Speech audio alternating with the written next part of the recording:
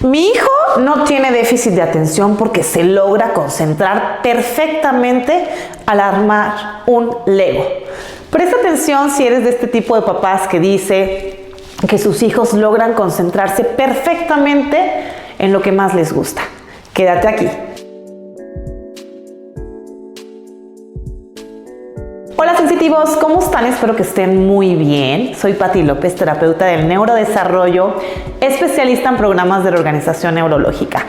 Hoy traigo un tema muy alarmante. ¿Cuántas veces ustedes no llegan conmigo a consulta y me dicen, no, mi hijo no tiene déficit de atención, eso se lo está inventando la maestra?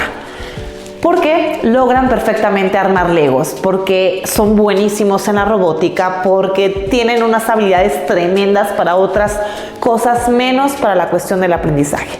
Esto es bien importante que quede clarísimo. A ver, el déficit de atención tiene que ver con origen biológico, algo internamente, que es una deficiencia metabólica, está sucediendo y que genera todo un descontrol interno y que acá a nivel cortical en funciones ejecutivas, planeación, deducción, resolución de problemas, atención, bla, bla, bla, va a generar un caos.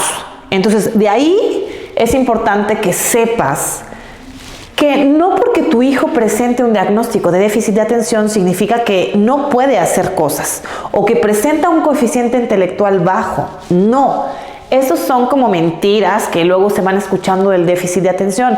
Al contrario, hay un perfil dentro del déficit de atención en el que son niños con altas capacidades.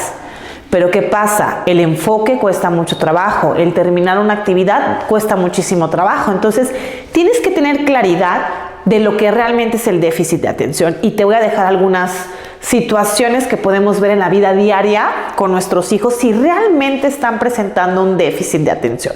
Primero que nada, acuérdense que el déficit de atención con hiperactividad es una alteración que se empieza a ver desde muy temprana edad, pero que se puede dar un diagnóstico entre los 5 años, pero la realidad es que muchas veces entre los 6 y los 7 es cuando dices, ah caray, ¿qué pasó? Si estaba muy bien anteriormente, porque ahí viene, ¡pum!, el desplome de terminar esta etapa sensoromotora que termina a los 7 años de edad y que muchas habilidades tienen que estar ya adquiridas, integradas. Entonces no sucede con nuestros niños. Cuando estamos hablando del déficit de atención con hiperactividad, vamos a observar que son muy berrinchudos, se irritan de todo, son impulsivos, son agresivos, que cuesta un poco más de trabajo el día a día con ellos y sobre todo es que no logran concentrarse. O sea, el hacer un trabajo que implica un esfuerzo mental sostenido un poco más prolongado, por ejemplo, hacer una tarea, cuesta muchísimo trabajo. Olvidan cosas, pero hay veces que se pueden acordar perfectamente de hechos de hace mucho tiempo, porque la memoria muchas veces no está comprometida.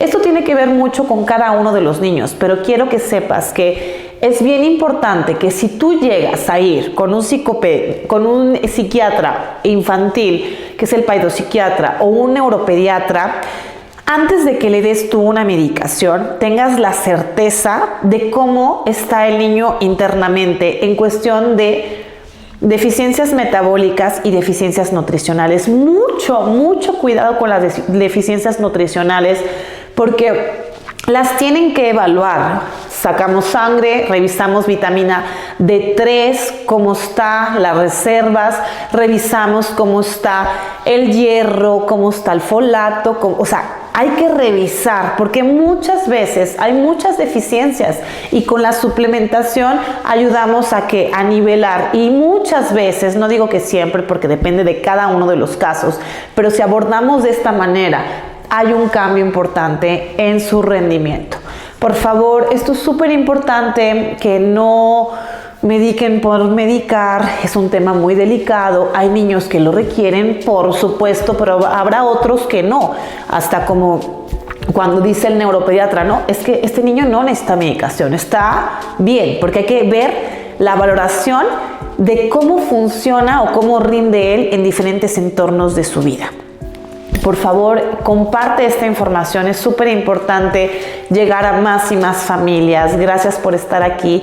Y acuérdate, esto es súper importante. Papás informados crían hijos sanos.